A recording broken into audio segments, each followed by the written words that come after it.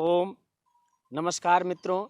आज मैं आप लोगों से एक विशेष विषय में चर्चा करेंगे कि वास्तव में आज संपूर्ण जगत में एक चर्चा का विषय बनता है कि ईश्वर क्या है।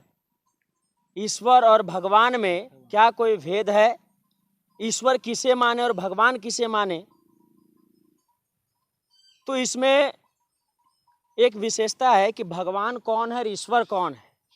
आप संपूर्ण जगत को देख रहे हैं, इस समाज को बनाने वाला, इस सृष्टि को बनाने वाला, पेड़ पौधे, आकाश, वायु, सूर्य, चंद्रमा, तारा, ये जितने बनाए हुए हैं वो उस परम पिता परमेश्वर के बनाए हुए हैं। वह सर्वव्यापक है और जिसकी सर्वव्यापकता सिद्ध होती है वास्तव में वही ईश्वर है। संस्कृत का एक शब्द लेते हैं, ईशु इच्छायाम। इसमें वृक्ष प्रत्यय करके और ईश्वर शब्द की उत्पत्ति करते हैं, अर्थात इच्छा करने मात्र से जो वह इच्छा कर जाए उसकी उत्पत्ति हो जाती है, वह समान तैयार हो जाता है, उसे हम ईश्वर कह सकते हैं। तो बात आ जाती है भगवान किसे कहते हैं। भगवान कहते हैं भग ऐश्वर्य, जिसके बाद अपना ऐश्वर्य शक्ति हो, अपनी शक्ति हो, अपना यश बल कृति हो, उसे भगवान कहते हैं। एक दृष्टिकोण से देखा जाए तो हर एक व्यक्ति भगवान है, हर एक महापुरुष भगवान है। जैसे हमारे महापुरुष के रूप में राम हुए, कृष्ण हुए, ये सब कुल मिला के महापुरुष की गिनती में आते हैं और ये भगवान इनको हम कह सकते हैं। जैसे भगवान श्री राम, भगवान श्री कृष्ण, भगवान परशुराम, ये सब जो है ये भगवान की कोटि में आएंगे। लेकिन इनको ईश्वर की संज्ञा देना यह हमारे मानसिक दृष्टिकोण से या शास्त्रीय दृष्टिकोण से अनुचित बात है। वो ईश्वर नहीं हो सकते, क्योंकि ईश्वर नित्य है। वो ना कभी जन्म लेता है और ना कभी मरता है।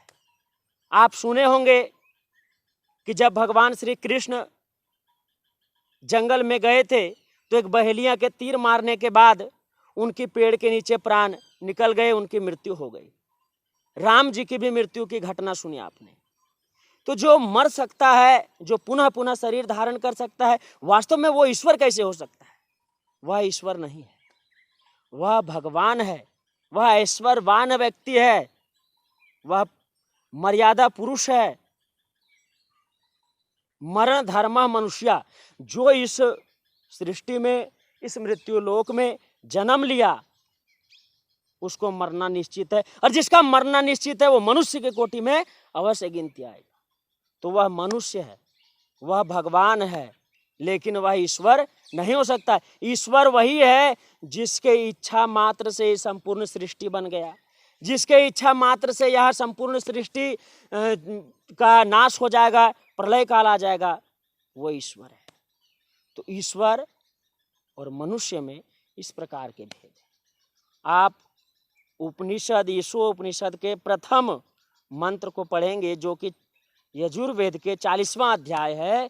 उसमें कहते हैं ईशा वास्य इदम सर्वम यत किंचा जगत्याम जगत।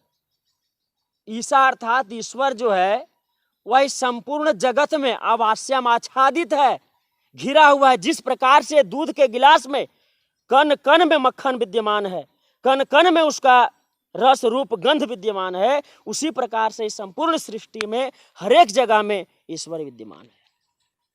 भगवान विद्यमान नहीं कहा, वेद ने वहां कहा ईशावास्य, कि ईश्वर के द्वारा यह संपूर्ण आच्छादित है, भगवान के द्वारा नहीं कहा। क्यों? क्योंकि भगवान हर एक व्यक्ति बन सकता है, अपने कर्मों से भगवान बन सकता है। तो ये आज मैं आपको भगवान और ईश्वर के बीच की चिंतन करते हुए कुछ समझाने का प्रयास किया। जितना आपको समझ में आए उसको ग्रहण कीजिए। बाकी अगले वीडियो में आपके साथ कुछ और शेयर किया जाएगा। तब तक के लिए आपका सुहृद सुप्रेम, आपको सादर नमस्ते, धन्यवाद।